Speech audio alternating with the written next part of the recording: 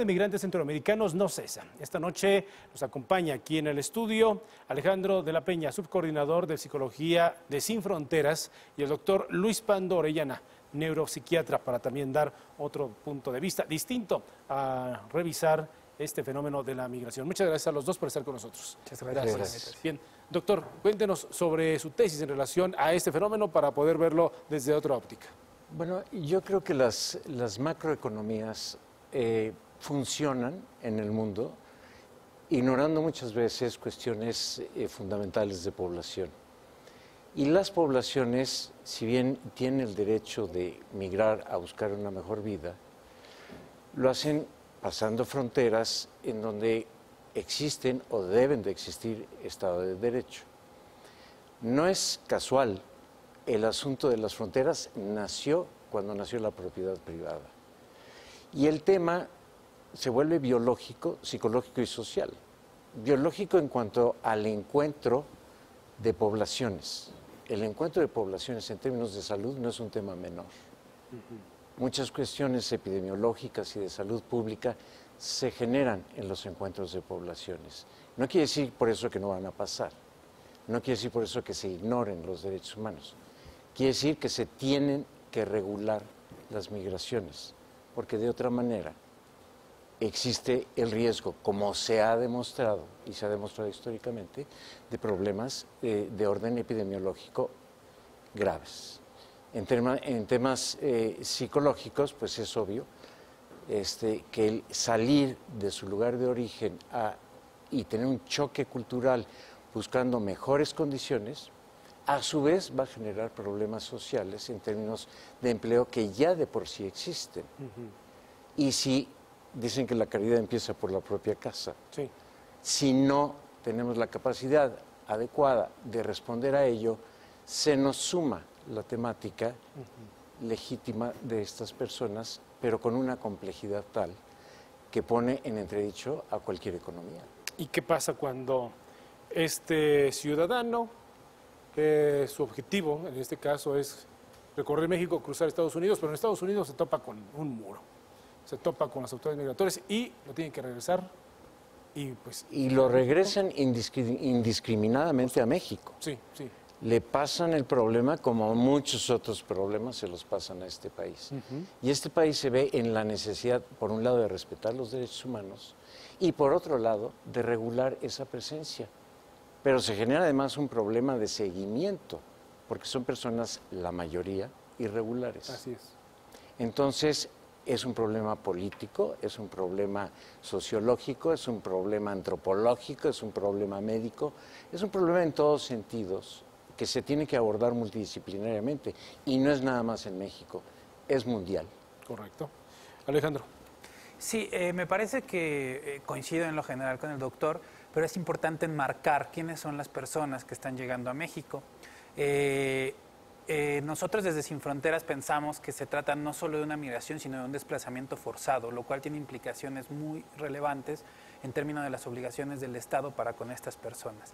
En este supuesto, la gente sale de sus países para poder salvar la vida y su integridad, y por lo tanto el Estado mexicano ha firmado tratados internacionales en los que se obliga a dar cierta atención a estas poblaciones. Si bien todo Estado tiene derecho a regular sus fronteras y tiene derecho a ordenar las migraciones y a las personas que pasan por estos países, también tiene la obligación de cumplir ciertos estándares. Nosotros tenemos muchas dudas acerca de qué es lo que va a hacer el Estado mexicano ahora que estén regresando estos centroamericanos y cuáles son las políticas que va a implementar. Si bien acaban de anunciar, por ejemplo, que se va a empezar a regular la entrada desde los consulados en Centroamérica, también es cierto que la gente va a seguir cruzando, ¿no? Sí. Y llevamos varios sexenios sin una política clara de si se van a integrar estas personas, a qué sectores se van a integrar, porque no solo es gente que sale nada más, sino que trae cargando consigo lo que puede aportar al mercado de trabajo, como se ha comprobado en muchos países también, donde los migrantes son una parte relevantísima para el desarrollo económico.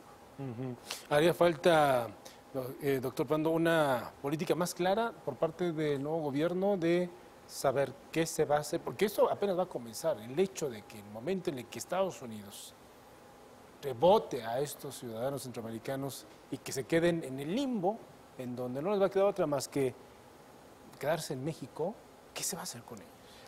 Es una pregunta compleja. Yo creo que, parafraseando al presidente, nadie está al margen de la ley ni arriba de la ley, y aplican las leyes migratorias.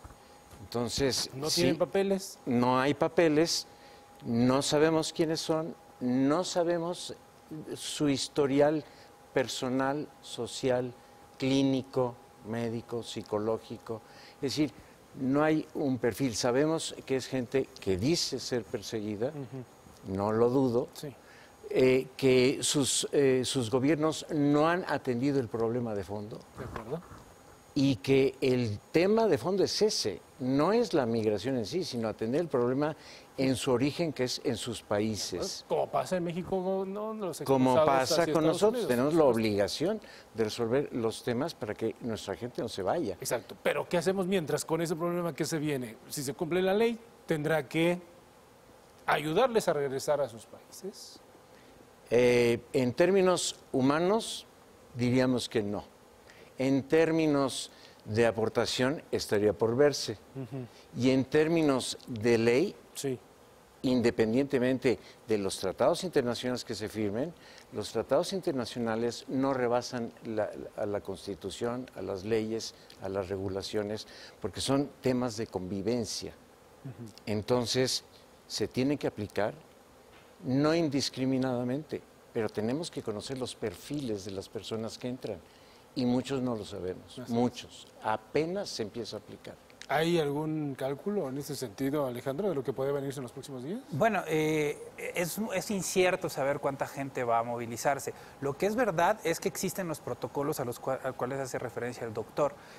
Si bien con la reforma del artículo primero que se dio hace algunos años, ya los tratados internacionales se convierten en una referencia obligada y todas las leyes locales y nacionales tienen que ser acordes a esto. Existen protocolos ya por parte de la Comar acerca de cómo ir identificando a las personas y los riesgos y las necesidades que tienen de protección internacional y también a quién puede devolver o no a sus países. Ahora, la gran pregunta aquí, más allá del volumen, es cuál es la política que se va a implementar, ¿no? En primer lugar, hay todo un sistema de detención migratoria, que así debemos de llamarlo, en las estaciones migratorias, y nosotros propugnamos porque haya alternativas a la detención, lo que hace que estos procesos no sean costosos para el Estado, como puede ser una detención, porque una detención implica que la gente esté bajo el abrigo del Estado en términos de alimentación, techo y otras necesidades, y en alternativas a la detención se siguen los mismos procesos, sin hacer daño a las personas, pero también llevando a cabo estos controles que ya están marcados en la ley,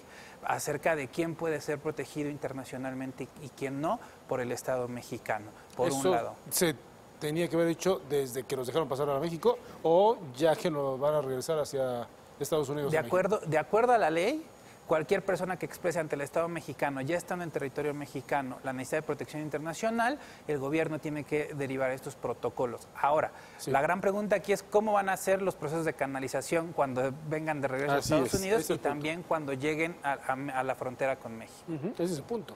¿Hay alguna pista por dónde viene el tema?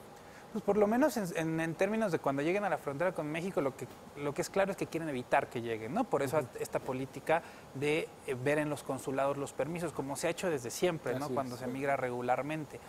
Lo que no sabemos es qué va a pasar de allá para acá, ¿no? Ahí no hay como pistas claras de cuáles son los acuerdos, y nosotros sí creemos que hay una incongruencia entre lo que dice el Instituto Nacional de Migración y Relaciones Exteriores, ¿no? ¿Por qué? Porque al parecer se han firmado algunos acuerdos en el tema migratorio que aún no son claros con Estados Unidos, y la política que se tiene en términos migratorios, o por lo menos en términos públicos, no es clara en términos del acuerdo que se ha firmado con Estados Unidos, de si sí vamos a hacer este tercer país seguro y si sí vamos a recibir a estas personas, y el instituto cuáles son las políticas que va a desenvolver ante ello. Doctor